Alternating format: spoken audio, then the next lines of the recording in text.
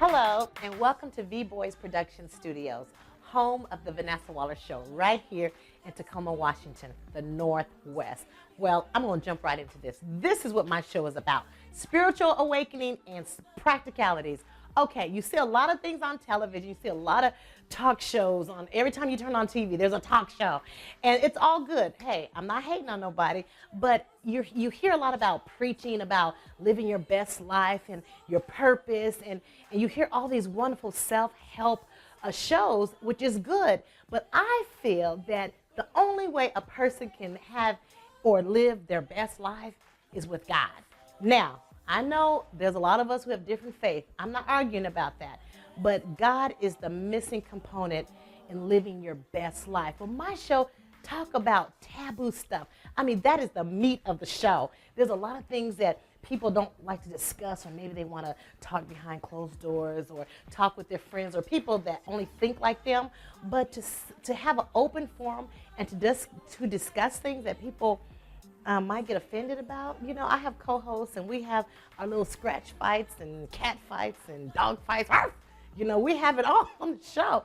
But we come back together in harmony, because that's what the world is made of. The world is diverse.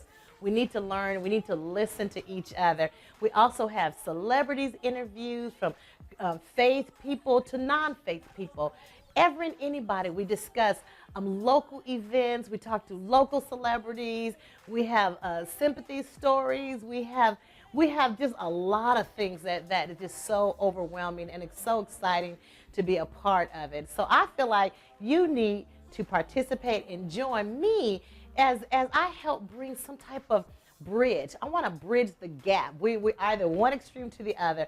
I want to bring life, fun, joy, peace back into our lives. And the only way that can happen in my book is with God. Simple as that. We cry, we hurt, we bleed, but God is missing. So we're going to take a tour of the Vanessa Waller Studios. All right, this is my green room. So we're going to move from here to the studio.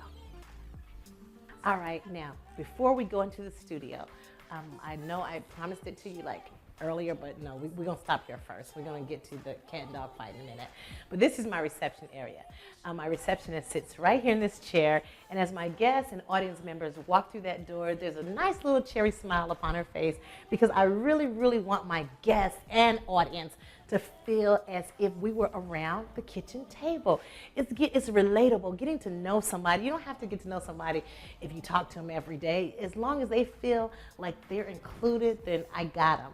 But anyhow, as my guests leave the show, we always let them walk away with a nice little gift basket, and it says, "A little sweetness deserves a great big thank you."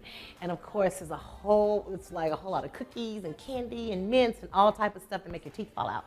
But it's from my heart to them, because they did not have to come to sit here and chat with me. And I really do appreciate them. I just really respect anybody that walks through my door and be a part of the audience and as a guest as well. So on that note, we're going to take a walk into the studio like I promised. If you happen to see some boxing gloves, just like ignore it, okay? All right, now this is the audience right here. This studio seats roughly around 80 people comfortably.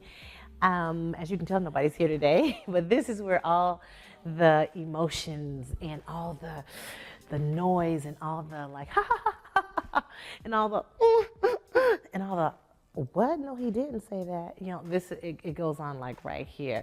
And usually I come back here and sit sometimes when I have a special guest, if I have a musical artist, if I have a musician, or something along that nature. It's pretty fun being on this side. But I'm going to show you exactly where I sit and everybody else, all right? Hi, everybody. Hi. All right. This is where the action happens right here. This is my seat. Right next to me is Cameron. And then over in the center is Amber. And then there's Amanda, and there's Andra. Can you believe that? All A's? Yeah. But we discuss the taboo topic, which is the subject that I told you earlier, controversial things. And the reason why that's like my really strength of the show is because I was raised in a faith-believing church, home, my community. And there's a lot of things that I struggled with in my life as I was growing up. I was too afraid to discuss it or talk about it, or didn't know what to do. And then you find your life crippled. You find your life being shameful because of some of the things that you deal with, that you don't trust people or trust even your spiritual leaders. And this show is to uncover, to unveil those things. That's the meat of the show. Besides interviews, besides outings, besides makeovers, and all that is great.